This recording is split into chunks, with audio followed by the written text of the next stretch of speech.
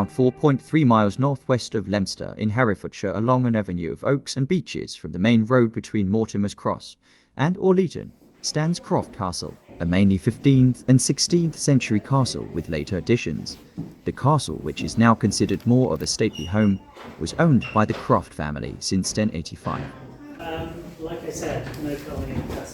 Unfortunately, a member of staff at the National Trust managed site objected to the photographer filming at the site, insisting only photos to be taken.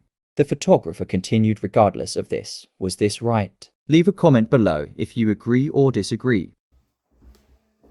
The original Croft Castle is thought to have been built in the 11th century by Bernhard de Croft, a Norman knight who was succeeded by many other eminent crofts. Photographer asked, "You going to follow me all around the house, mate?" You are? Okay, carry on. The staff member didn't continue to follow, and the photographer completed his filming. The original castle at this site was an earthen ringwork. A circular ditch surrounded a curving earthen bank which was topped by a palisade of stout timbers. There were timber buildings within the enclosed area, and the ramparts may have been strengthened by the addition of wooden watchtowers. In 1461, Croft was involved in the Battle of Mortimer's Cross. The battleground was a few miles away where Richard Croft along with his soldiers went into battle. This was an important battle in the Wars of the Roses, which took place at a site near Wigmore in Herefordshire. The Yorkist forces led by Edward, Earl of March, won a major victory over the Earl of Wiltshire's Lancastrian army.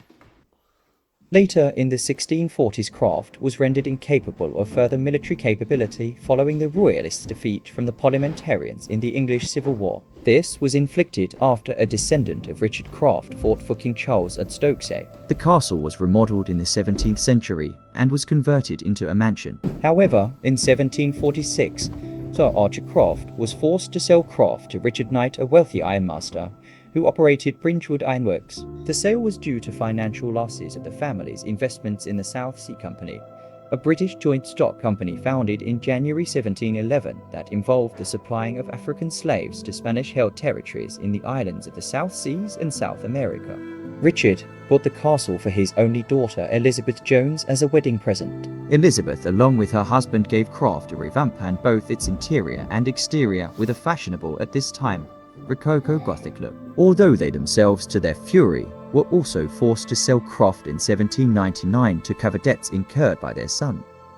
Croft Castle came back into the ownership of the Croft family after 170 years. Catherine Lady Croft, the trustees of Sir James Croft, 11th Baronet, who was a minor at this time, bought back Croft from the Kevil Davis family in 1923. Sir James died on active service with the No. 1 Commando in 1941. His grave lies in the parkland surrounding the castle.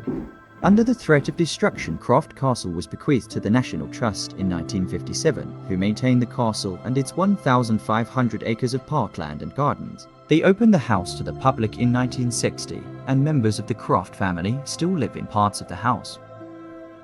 Bringing this visit to Croft to a close, you will see to the right of the castle the Church of St. Michael, believed to have been constructed at the start of the 14th century. Thank you for watching.